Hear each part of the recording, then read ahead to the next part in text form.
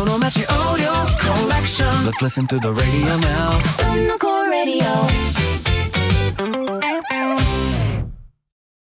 Have you ever walked down a beautifully preserved historic street and thought, wow, this feels exactly like stepping back in time? You know the kind. Rustic buildings, perfectly aligned stone paths, and a total lack of glaring neon signs. It literally feels like magic. But what actually goes into maintaining those picture-perfect historical towns we all love to visit?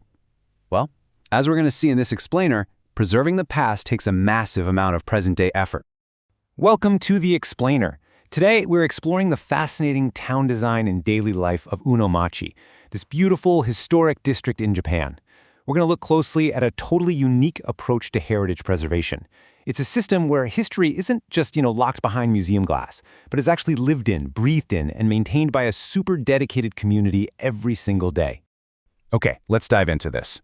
Right away, this beautiful watercolor illustration really captures the essence of Unomachi. I mean, notice how those sweeping, historic rooftops nestle perfectly into the surrounding natural landscape. It looks serene, timeless, and completely effortless, right? But here's the thing. This visual identity, this breathtaking townscape, is actually part of a very specific preservation system known in Japan as Juden-ken. Just to give you a sense of scale here, Unomachi is not entirely alone in this. As of 2024, there are 126 of these designated preservation locations nationwide across Japan. The whole Juden-ken system actually kicked off back in 1975 to protect groups of traditional buildings and their surrounding environments. But honestly, it's how this system is actually implemented on the ground that makes it so absolutely remarkable. So think of the Juden-ken system as a living ecosystem, not a static museum. It requires this incredibly delicate balance of three interconnected rings. First up, you have the nation. They're the ones selecting whole districts for preservation, looking at the entire town, not just, isolated buildings. Then, the local government steps in to provide the operational framework, the rules, and those vital financial repair subsidies. And finally, and arguably most importantly, you have the residents. They collaborate actively with the government to actually maintain the townscape. It's like a giant puzzle. If any one of these rings breaks, the whole ecosystem just falls apart. Which brings us to the residential reality of Unomachi. Unlike some of those pure tourist destinations that kind of feel like hollow movie sets the second the shops close, Unomachi is a town of homes. It has a huge density of actual active residences. The folks living there, they act as active custodians, deeply participating in the preservation society. Their entire daily life is oriented around this concept of visual harmony, creating a sense of no discomfort, where modern living blends absolutely seamlessly with history. But here is the secret you probably don't realize when you're just passing through snapping photos. Achieving that seamless harmony, that effortless historic charm, it is incredibly difficult. The whole natural illusion is built on a massive foundation of intense, hard work. Now, what's really interesting about this slide is the stark contrast drawn here between what the visitor sees and what the resident actually experiences. On the left, you've got the visible goal, right? Maintaining a historical townscape perfectly intact, looking completely natural with zero visual discomfort. It just looks like a quiet, beautiful street.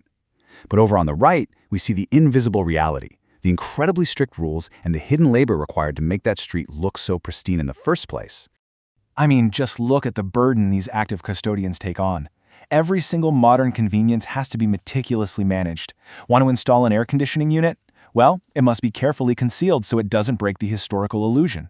Want to cut down a large tree on your own property, or, say, excavate some land? You need strict permission. Even just changing the paint color of your house requires a formal application. And yes, there are strict penalties enforced for unauthorized changes.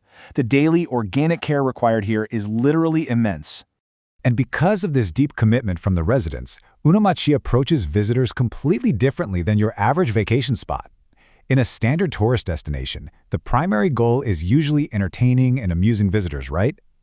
The residents' attitude is often all about serving the customer, based on commercial hospitality. But Unomachi's philosophy flips this entirely on its head.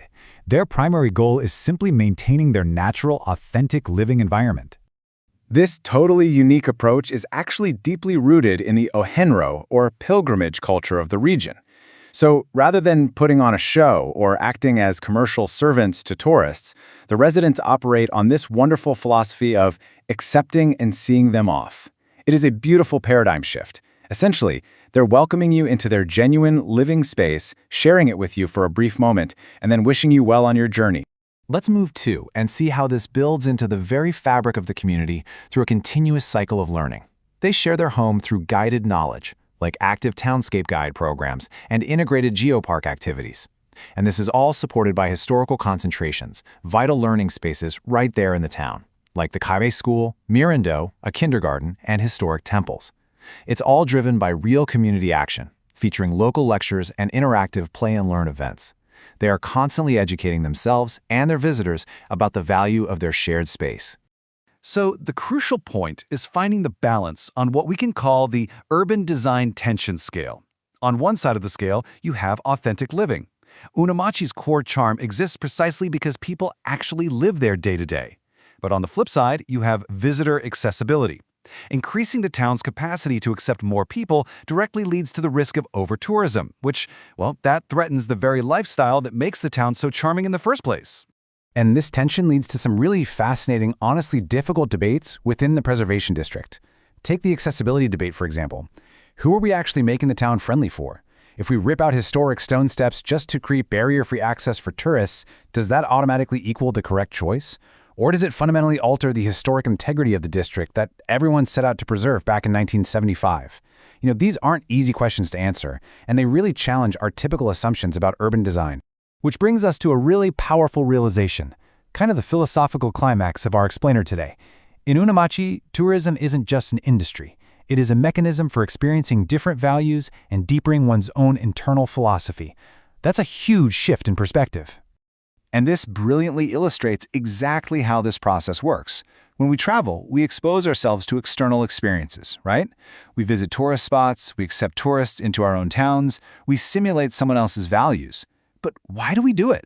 Is it just for the Instagram aesthetics? Is it purely for economic gain? Or are we just chasing a feeling? The Unomachi philosophy suggests that all of these external experiences should actually pass through the lens of our own self or internal policy. Travel is meant to refine our aesthetic eye, to help us understand what we truly value by experiencing how deeply others, like the active custodians of Unomachi, value their own homes. To keep this philosophy alive, Unomachi is actively looking to the future. They're actually calling on the fresh ideas of local high school students to shape the town's evolution. It gives them a unique chance to redefine what tourism should be and to build their own internal policies early on. And honestly, the best part? The current residents are offering their unwavering support, cheering the younger generation on to learn from each other. Now, sure, they acknowledge there are massive challenges ahead with capacity and preservation, but they also firmly believe that an immediate, 100% resolution isn't required today. The goal is simply to enjoy and sustain the preservation district together, step by step. Which leaves us with a big question to take with us. The next time you walk down a seemingly beautiful historic street, I want you to remember the hidden labor, the invisible rules, and the active custodians who make it all possible. Don't just consume the view as a customer. Ask yourself, how will you use this journey and the values of the people who live there to refine your own internal policy and your own aesthetic eye? Definitely something to think about on your next adventure. Thanks for exploring this with us. See you in the next collection.